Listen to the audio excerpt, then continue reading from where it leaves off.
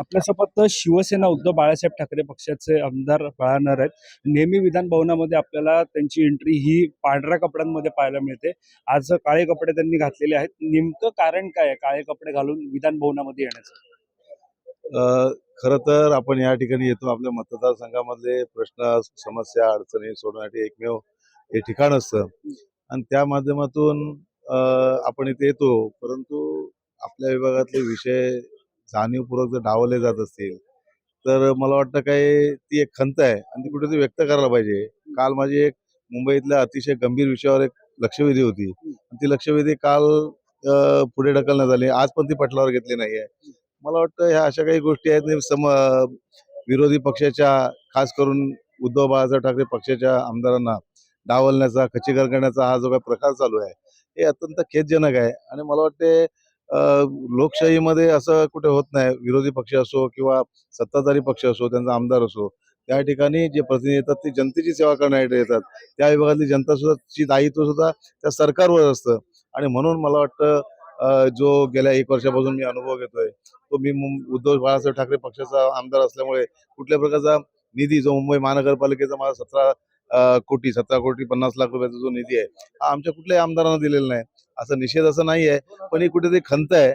आणि मी पेहराव कधी कधी बदलत असतो, माझा काय तो विषय नाहीये. पेहराव बदलत असता पण आज काळे कपडे घालून आलेला तुम्ही म्हणालेला सुद्धा आहात. नेहमी कधी कधी घालतो, असं काही विशेष नाही. पण आज तुम्ही म्हटलेला आहात की लक्षवेधी होती, माझी प्रश्न उत्तर होती, अतिशय गंभीर विषयावर एक लक्षवेधी काय होती. होती ती? मग माझ्या लक्षवेधी होती की मुंबई शहरामध्ये जे काही बांधकाम चालू आहे किंवा त्या माध्यमातून जे वारंवार अपघात होत आहेत त्या अपघातावर शासन कुठल्या प्रकारचं कठोर कारवाई करत नाहीये, कुठले निर्बंध घालत नाहीये.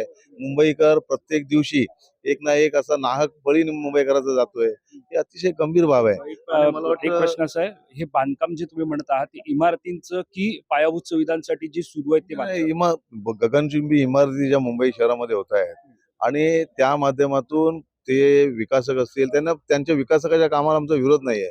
पण विकासकाने काम करत असताना किंवा कुठल्याही व्यावसायिकाने काम करत असताना ते काम करत त्यांचे जे काही निर्बंध आहेत, त्यांच्या जे काही अटी शर्ती आहेत त्या त्याने पूर्ण करायला पाहिजे. परंतु ते कुठलेही पूर्ण न करता एक नाहक बळी आमच्या सर्वसामान्य माणसाचा जातो. आणि अशा विषयी जर शासनाने गंभीर दखल न घेता ते कुठेतरी शासनाने निदर्शनास आणायची वेळ येते आणि त्यावेळी जर आम्हाला असं डावलं जात असेल तर मला तर काही संयुक्तिक नाहीये. आणि मी आज पुन्हा अध्यक्ष महोदयांना भेटणार आहे. बघू आता काय होतंय. दिवसभर तुम्ही सभात्याग करणार आहात? नाही, सभात्याग करून काय लोकांचे प्रश्न सुटत नाही. आपली व्यथा, आपली अडचणी. एक गोष्ट कशी आहे की हे क्षेत्र त्यागाचं क्षेत्र आहे. आत्मक्लेश करून घेणं, लोकांना न्याय देणं हे गरजेचं आहे. सभात्याग करणं वगैरे ह्या काही गोष्टी माझ्या मनात पटत नाही. सभात्याग गांधीगिरी आम्हाला गांधीजीचं सन्मान आहे, आदर आहे. त्यांचं एक आपल्या संपूर्ण मानव जातीला त्यांनी एक दिलेली शिकवण आहे. परंतु त्यांचा जो स्वभाव होता तो नम्र स्वभाव आज आपण वागलो तर मला वाटतं हे कुठेतरी आपल्याला जगणं मुश्किल होईल. आणि अशा लोकप्रतिनिधी म्हणून अशा पद्धतीने वागणं हे काय माझ्या मनाला न पटणार आहे. म्हणून ठीक आहे, बघू.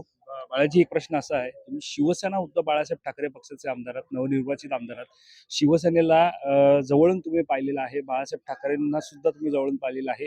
बाळासाहेब ठाकरेंचं राजकारण हे पलीकडे होतं. अनेक आमदार असतील, मंत्री असतील जे आता आहेत त्यांच्या मार्गदर्शनाखाली घडलेले आहेत. आणि असा शिवसैनिक केवळ बोलू दिलं जात नाही म्हणून शांत बसतोय, काळे कपडे घालून इथे येतोय, निषेध करतोय, असं कितपर्यंत असेल? किंवा तेही बाळासाहेबांची शिकवण असेल किंवा बाळासाहेबांची स्टाईल असेल त्यामध्ये उत्तर हे बाळांवर देणार? तुम्ही पत्रकार म्हणून फिरवायचा प्रयत्न करू नका.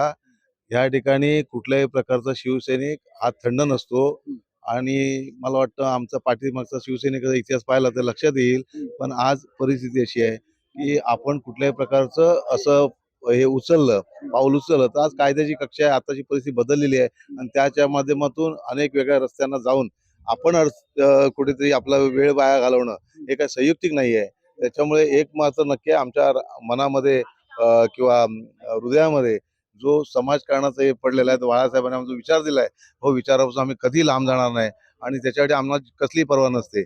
परंतु आताची परिस्थिती वेगळी आहे. त्या परिस्थितीचं भान ठेवून कुठेतरी आपल्याला पुढची मार्गक्रमण करणं हे अत्यंत गरजेचं आहे. बाळाजी, हा प्रश्न विचारण्याचं कारणच एवढं होतं कारण सभागृहात असेल, मतदारसंघात असेल, सभागृहाच्या बाहेर असेल, एकंदरीत तुम्ही जसं मगाशी उल्लेख केला की बोलू दिलं जात नाहीये, ठाकरे गटाचे आमदार आहोत म्हणून टार्गेट केलं जात आहे. असं टार्गेट करणं राज्यभरामध्ये हे योग्य आहे का, म्हणून तो प्रश्न होता. नाही नाही, कसं आहे, लोकशाही आहे, लोकशाहीमध्ये सगळ्यांना अधिकार आहे, तो विरोधी असो. उलट उलट विरोधकांना त्याने आरसा म्हणून समोर ठेवला पाहिजे. आणि विरोधक हा सत्ताधाऱ्यांचा आरसा असतो. आज सत्ताधारी जेव्हा चुका व्यथा मांडतात त्याच्यामधून काहीतरी बदल करण्याची संधी या शासनाला मिळते. परंतु आज शासनाचं जे काही ज्या पद्धतीने काम चालू आहे, त्यांनी माझी माननीय मुख्यमंत्री महोदयांना विनंती आहे, तुम्ही तळागाळातल्या सर्वसामान्य लोकांमध्ये जाऊन जर असं अंदाज घेतला, की त्याची माहिती घेतली, तुम्हाला महाराष्ट्राची खरी वस्तुस्थिती कळेल.